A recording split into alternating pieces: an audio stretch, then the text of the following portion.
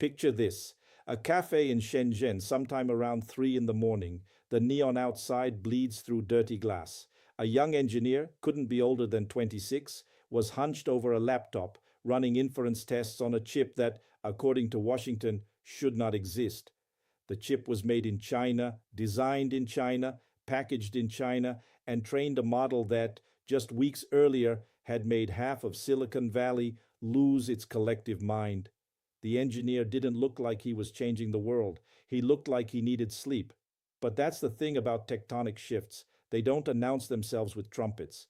They arrive in the hum of server racks, in the quiet desperation of export control memos, and in the stubborn refusal of a civilization to accept that someone else gets to decide how smart its machines are allowed to be. Welcome to the real chip war, not the one you read about in sanitized policy papers or heard debated at Davos panels over artisanal coffee, the one that was being fought in fabs and research labs and government ministries from Hangzhou to Riyadh, from Taipei to The Hague, the one that was quietly, irreversibly redrawing the architecture of global power in ways that made the old oil wars look almost quaint. Because here's the thing nobody in Washington wanted to admit out loud. The most consequential front in the 21st century struggle for supremacy was not in the Strait of Hormuz, where tankers were burning and oil prices were screaming past $120 a barrel. It was not in Ukraine, where the frozen trenches still groaned. It was in the invisible geometry of transistors, billions of them etched onto slivers of silicon thinner than a human hair. Whoever controlled the architecture of artificial intelligence would control the commanding heights of the next century. And China had decided, with a finality that should have alarmed everyone paying attention, that it would no longer ask permission. Now, to understand what was happening in early 2026, you had to zoom out, way out, and see the deeper current beneath the headlines. The chip war was not new. It had roots that went back decades, to a time when most people thought of semiconductors as something inside their television remote. But the real escalation began in October 2022, when the Biden administration dropped what many in Beijing considered an economic declaration of war, sweeping export controls designed to cut China off from the most advanced chip-making tools on the planet. The logic was brutally simple. If artificial intelligence was going to be the defining technology of the century, and every serious strategist believed it would be, then America intended to make sure China couldn't build the engines that powered it. The controls targeted everything: advanced logic chips, the lithography machines needed to etch circuits at the finest scales, the software tools used to design those chips. Japan and the Netherlands were arm-twisted into alignment. ASML, the Dutch company that held a near monopoly on extreme ultraviolet lithography, became a geopolitical chess piece overnight. The message from Washington was clear: you will not cross this line. And here's where the story gets interesting, because China did not fold, it did not capitulate, it did not come to the negotiating table hat in hand. What China did was what China has done for 5,000 years when confronted with an existential challenge from outside its borders. It turned inward, it mobilized, it adapted, and it began to build. The most astonishing part of this story wasn't that it happened, it was how fast it happened. By early 2026, the contours of China's response had become unmistakable. Beijing unveiled its 15th five-year plan in March, and if you read between the bureaucratic language and the party-approved superlatives, the message was thunderous. Technological self-reliance was no longer a policy aspiration. It was a strategic imperative elevated to the status of national survival. The plan called for massive state investment in domestic semiconductor production, artificial intelligence research, quantum computing, and advanced manufacturing. Hundreds of billions of dollars, real money, not slideshow projections, were earmarked for the construction of an indigenous technology stack that could function entirely without Western components. This was the most ambitious industrial mobilization since the Marshall Plan, and possibly since the Soviet space program. And the centerpiece of it all was a company that Washington had spent the better part of a decade trying to destroy: Huawei. Now let's talk about Huawei, because the Huawei story was the skeleton key to the entire chip war. When the United States first blacklisted Huawei in 2019, the assumption was that it was a death sentence. Cut off from TSMC's foundries, from ARM's chip architectures, from Google's ecosystem, Huawei was supposed to wither.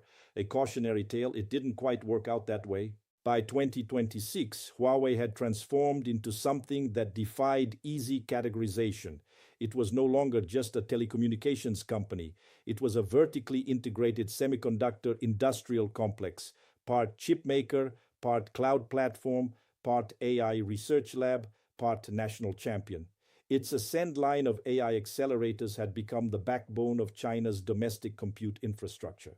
The Ascend 910C, a dual chiplet design manufactured on SMIC's enhanced 7-nanometer process, delivered roughly 780 teraflops of computing power. On paper, that didn't match NVIDIA's latest silicon. In isolation, chip for chip, Huawei was still behind, but Huawei wasn't playing the chip for chip game anymore. This was perhaps the most underappreciated strategic insight of the entire conflict. While Western analysts obsessed over nanometer counts and benchmark scores, Huawei pivoted to a systems-level approach. It didn't need to build the fastest individual chip. It needed to build the most effective cluster, and that's exactly what it did. The Atlas 900 supernode linked hundreds of Ascend chips together through proprietary high-speed interconnects, creating what Huawei's rotating chairman called a single logical machine, made up of multiple physical machines that can learn, think, and reason as one. By late 2026, Huawei planned to deploy the Atlas 950, connecting over 8,000 chips across 160 cabinets. The company claimed it would deliver nearly 7 times the compute of NVIDIA's planned NVL144 cluster, with 15 times the memory and 62 times the interconnect bandwidth. Were those numbers inflated? Almost certainly. Huawei's marketing department has never been accused of understatement. But even if you halve the claims, the trajectory was unmistakable. China was not simply catching up. It was building a parallel universe of compute, one that operated outside the jurisdiction of American export controls, outside the dependency chain that connected every other country's AI ambitions to NVIDIA's CUDA ecosystem and TSMC's foundries. And that brings us to the most fascinating character in this entire drama, DeepSeek. If Huawei was the hardware backbone of China's AI independence, DeepSeek was its spiritual proof of concept.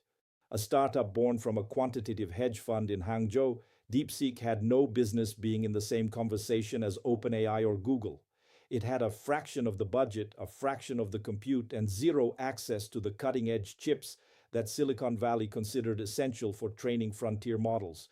And yet, in January 2025, DeepSeek released its R1 model, an open-source reasoning system that performed roughly on par with OpenAI's GPT-4 at a fraction of the cost. The training bill was reported at $6 million. OpenAI had spent over $100 million on GPT-4 2 years earlier. The reaction in Silicon Valley was electric. NVIDIA lost $600 billion in market value in a single day, the largest single-company decline in American stock market history.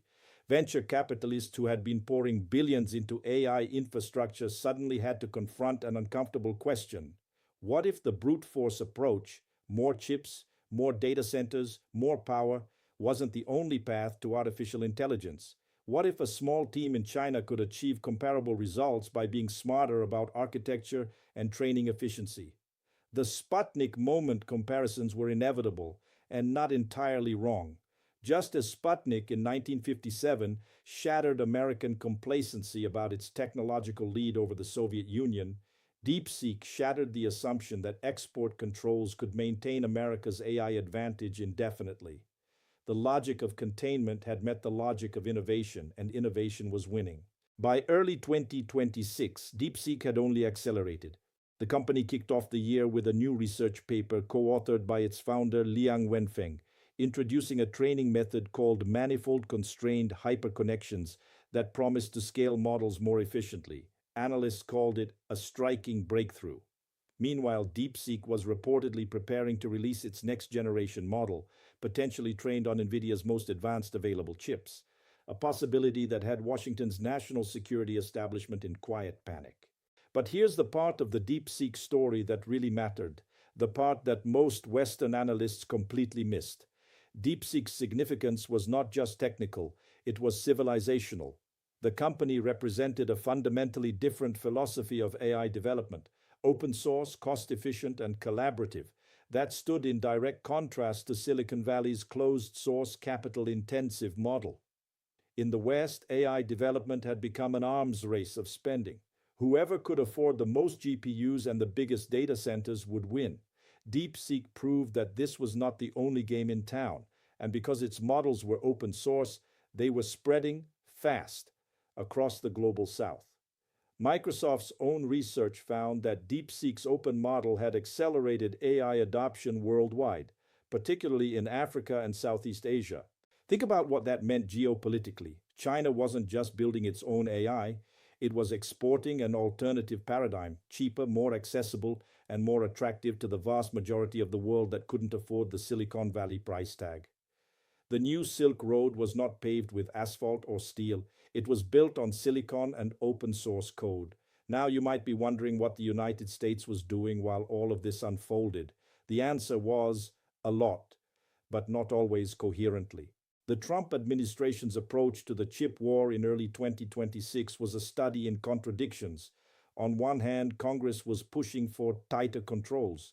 The AI Overwatch Act, advanced by the House Foreign Affairs Committee in January, proposed treating advanced semiconductor exports like weapons sales. On the other hand, the administration had quietly reversed course on some of the Biden era's most aggressive restrictions. In a move that left many national security hawks apoplectic, the Commerce Department issued a final rule in January 2026 that eased the licensing process for exporting NVIDIA's H200 chips to China, shifting the review standard from presumption of denial to case-by-case review. The same week, Trump imposed a 25% tariff on the chips, not to block the sale but to extract revenue from it. The contradiction was almost poetic. America was simultaneously trying to contain China's AI development and profit from supplying it. Jensen Huang, NVIDIA's CEO, was lobbying furiously to keep the China market open. Demand for the H200 in China was very high, he said, and the chips were flowing through the line. But Chinese tech executives were already saying privately that the H200, 2 generations behind NVIDIA's top-of-the-line Rubin series, had become insufficient for training state-of-the-art AI. The chips America was willing to sell were no longer the chips China needed. The moment had passed. Meanwhile, Beijing was quietly tightening its own side of the technological curtain. Reports emerged that Chinese customs officials had been instructed to block H200 imports in certain cases. The Cyberspace Administration of China was pressuring major tech companies to stop buying NVIDIA chips and switch to domestic suppliers. Huawei's Ascend was the default recommendation. The message was unmistakable. The era of dependency on American silicon was ending, whether Silicon Valley liked it or not. And then there was the Zhipu moment. In January 2026, a Chinese AI startup called Zhipu, also known as Knowledge Atlas, released an open-source multimodal model called GLEM Image that was, by its own account, the first state-of-the-art model to be fully trained using Huawei's Ascend chips. No NVIDIA, no TSMC, no American technology anywhere in the training stack. It was a symbolic milestone, yes, but symbols matter in geopolitics. They signal intent. And the intent was clear. China was building a complete end-to-end AI capability that existed entirely outside the American technology ecosystem.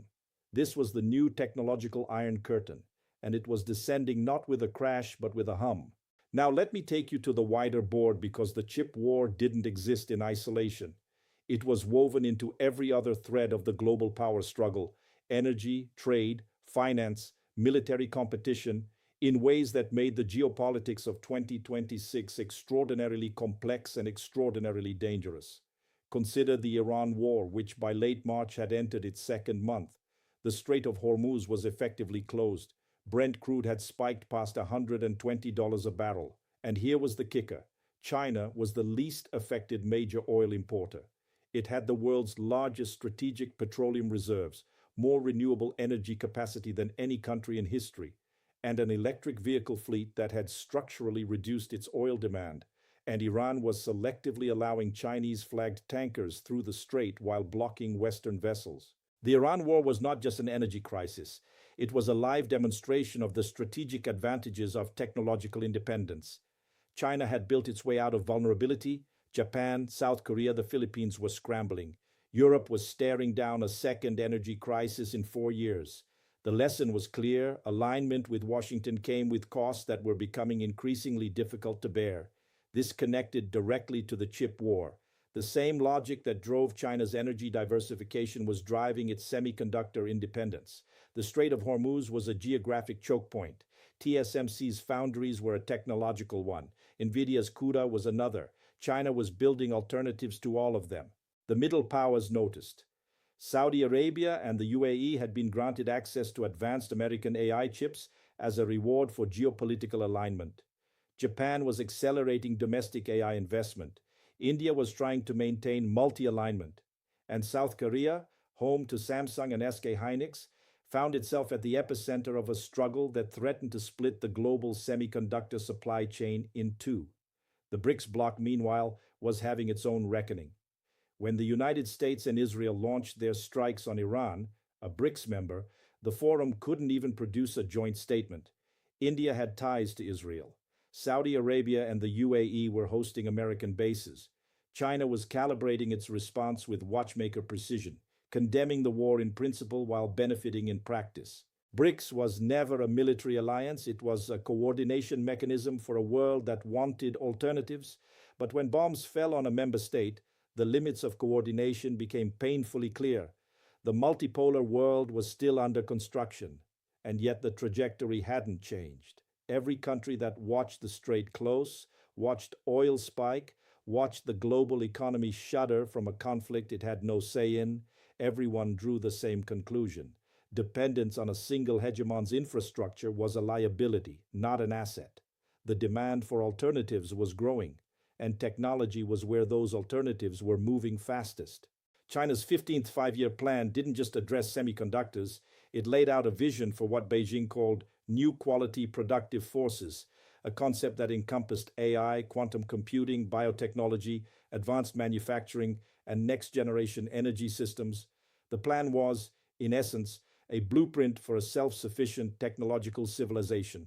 Not a wall against the world exactly, but a firebreak, a guarantee that no external power could ever again threaten China's technological viability by flipping a switch. The semiconductor piece was the most dramatic. China was on track to control 42% of global chip-making capacity by 2028.